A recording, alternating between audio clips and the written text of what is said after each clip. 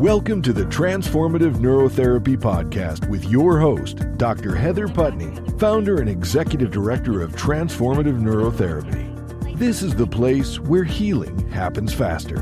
Because let's face it, your brain doesn't come with an owner's manual until now. Here, we take a holistic approach to brain health, bringing together science, mind-body harmony, and the tools you need to optimize your well-being. Whether you're a high performer, executive, athlete, longevity hacker, or just someone tired of your brain working against you, Dr. Putney is here to help you unlock your full potential.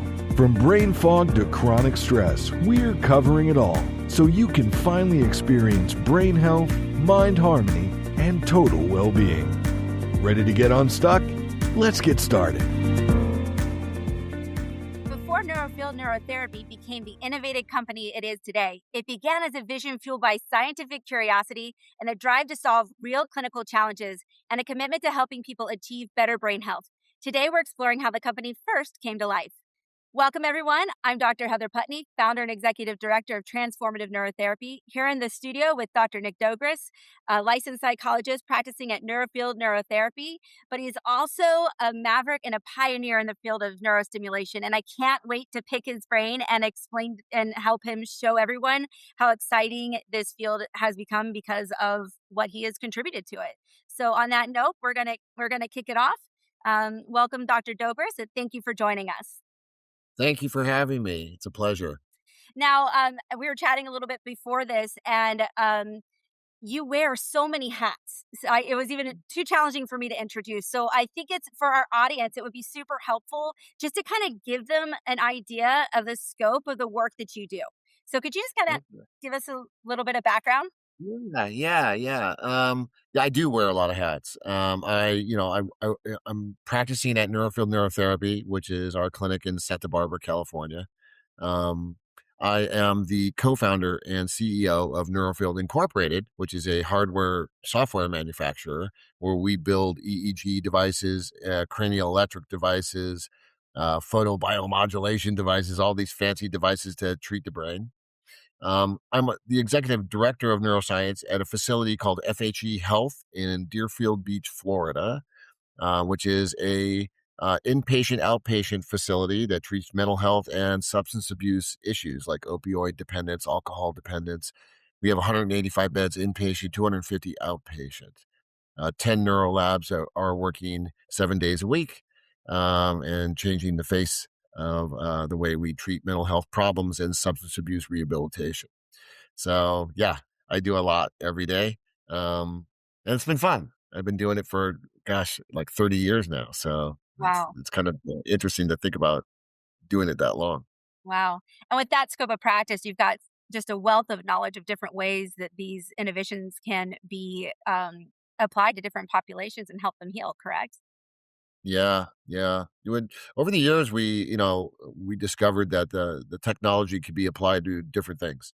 But originally I actually invented the modality for my son, who was born with a hypoxic brain injury.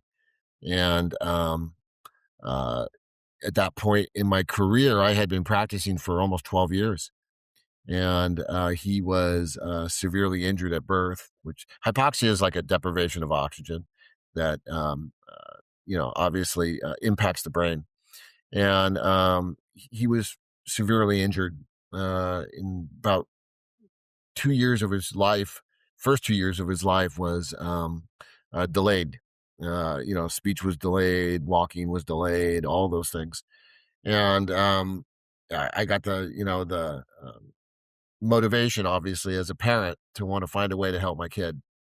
And I knew at that time that the methods I was using in neurotherapy weren't going to be adequate to treat him. And typically in neurofeedback, in order to treat a child, they have to be old enough in order to follow the instructions and engage in the training.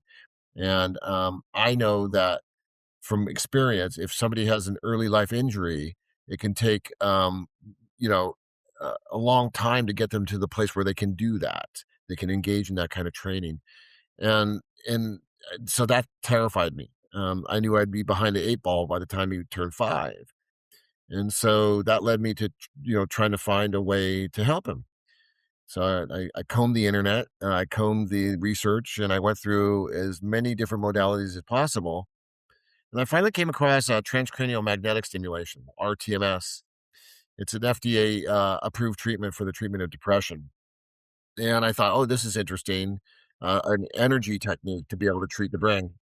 And I didn't know if it would be possible to use it on a child, an infant. And then when I looked into it, I was like, there's no way I would use this on an infant. It's far too strong, far too aggressive.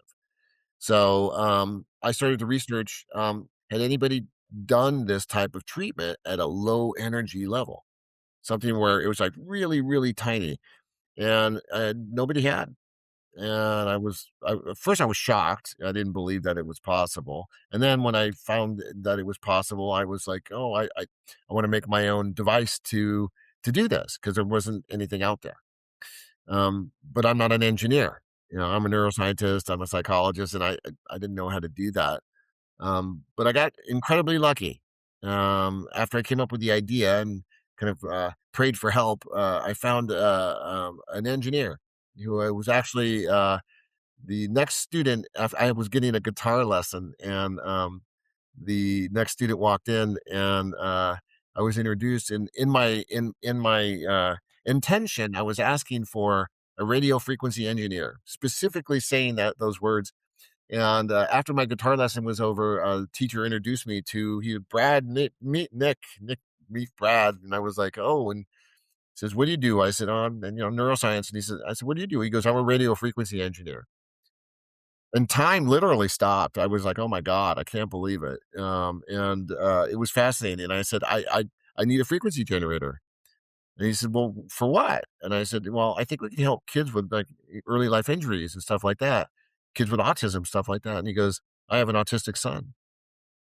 And he said, okay, and we had an energy behind us that was just uncanny. It was a runaway train. I mean, 30 days later, we had the first prototype built. Oh my, that's 30 fast. days.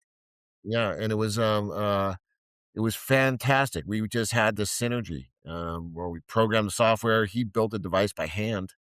And then for 6 months, we tested it and used it. And it turned out that it worked.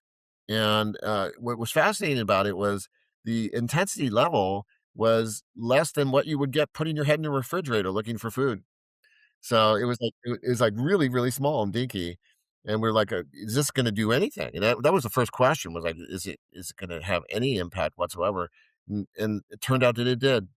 And all these years later, it's been what, 20 years. And my son has graduated with a bachelor's of science in archaeology, and he's a great kid. I love him. It's amazing, to watch his life in the way it unfolded. Um, but yeah, we learned that, from that endeavor. My supervisor that I was doing my board certification for back in the day said, you have an ethical responsibility to release this thing. And I didn't wanna do it. I was like, "No, it's so much work, regulatory requirements, yada, yada, yada," and he was like, "You got to, you can't just hold this back, it's gonna help a lot of people." And so, yeah, that's kinda how it started. Okay, so you started out with what is now your pulsed electromagnetic field equipment, right? Your PEMF. And so, yeah, the first device was a pulse, electromagnetic stimulator, uh, called the X1000. We would end up having 3 iterations of that device, and then added, light to it, photobiomodulation. And those 2 modalities, what they do is they increase blood flow. They're in a very gentle way. It just slightly stimulates cells, and when it does, it doesn't force them to fire like TMS. It's not TMS. It's a very, very gentle, low energy approach, that's not aggressive. And the brain's the best doctor in the room. So if you give it resources and you give it fuel, it'll repair itself. And that's one of the things that, I teach my students all the time, is that, in Western medicine, we're very aggressive. using all sorts of modalities to try to force things to change, when in fact, less is more. And just a slight hint of energy can provoke the brain to go into action and to repair itself. Wow, that's so incredible how, it doesn't even have to be super intense. Like you said, it's no power more powerful than sticking your hand in the refrigerator, and yet having that specified, directed, targeted frequencies, it can make a world of difference. Yep, yep. So where have you gone from there? Like, up until now. So we did. Wow. So yeah, it's been a fun ride. We have continued to innovate, and kind of like the iPhone, we keep on coming out with something new and the next iteration. And it's because the brain is so complex and so fascinating. It's the most complex noise in the known universe. It's something where we keep on kind of scratching away at it, and we find that there's something new. And it's almost like walking down a beach with beautiful pebbles, and there's millions of them, and you're fascinated with each one that you pick up and look at with like wonder and awe. That's my experience. That just doesn't seem to stop. Um, but we keep on working and making more devices, and so we made 4 different EMF devices.